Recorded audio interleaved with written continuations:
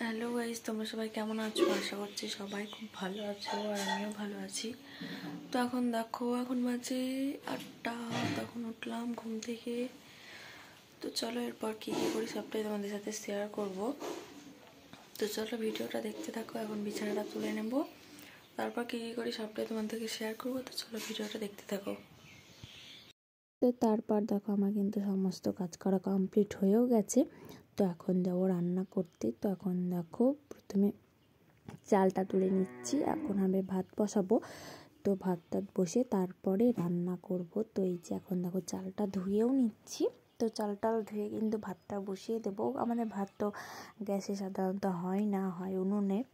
তো বসিয়ে দিয়ে আসবো। আর এদিকে দেখো মা কত ফুল তুলে রেখেছে। এই যে এখানে লাল জবা, তারপরে ঘি জবা, তারপরে আছে এখানে কাঞ্চন ফুল কিছু। তো দেখো আজকে তো অনেক ফুল, আর এই ফুলগুলো সব আমাদের গাছে, শুধুমাত্র এই কাঞ্চন ফুলটা আমাদের গাছের না, ওই জবা ফুলগুলো আমাদের গাছে অনেক ফুল ফোটে ওই গাছটায়। তো এখানে দেখো সুমনা এসছে আমাদের বাড়িতে।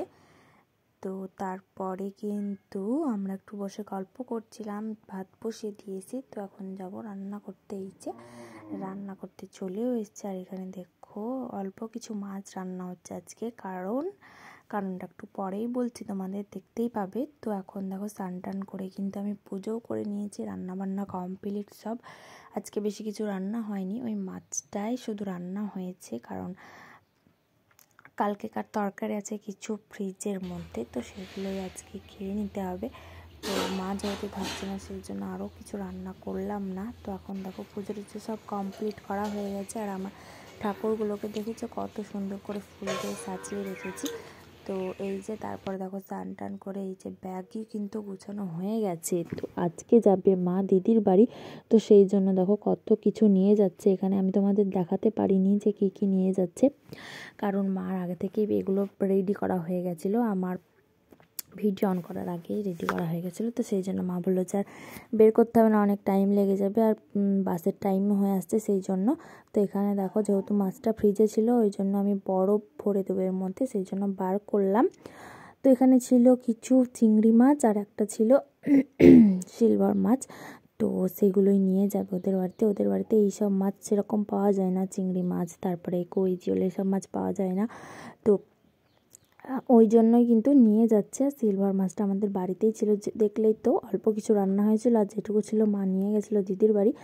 তো খাওয়া দাওয়া সব কমপ্লিট হয়েও গেছে। আর এখন দেখো মা রেডিও হয়ে গেছে। তো এখন পড়ছে এই যে শাখা পলা নতুন, তো ওটা এখন পড়ছে। আর আমি কিন্তু এর দিকে মার ব্যাগটা একটু রেডি করে দিচ্ছিলাম, সব কিছু মাছ টাছ ভরে আর কি।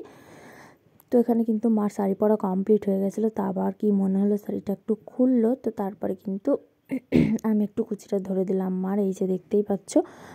তো তারপরে কিন্তু বেরিয়ে পড়বে। আর এখন মা যাবে বাসে যাবে, মা যাবে আর একটা কাকিমা যাবে। তো বাসে যাবে, বাস আছে 3টের দিকে। তো এখন বাজে প্রায় 2:45 মতো।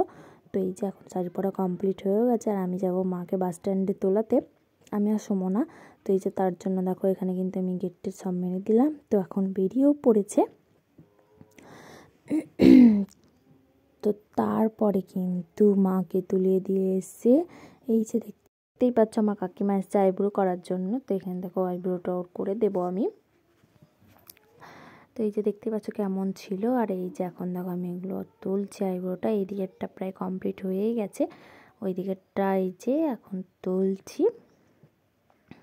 তো সেরকম তো পারি না এখনও, তো মানে এখন তাও আগেকার থেকে অনেকটাই ভালো পারি। তো মানে আস্তে আস্তে পারি, ভালো পারি তবে আস্তে আস্তে পারি, অতটা জোরে পারি না এখন। তো যাই হোক শিখে যাব। তো ভিডিওটা কেমন লাগলো অবশ্যই লাইক কমেন্ট শেয়ার করে দেবে, আর ভিডিওটা কেমন লাগলো অবশ্যই জানিয়ে দেবে। তো চ্যানেলটা সাবস্ক্রাইব করে পাশে থেকো।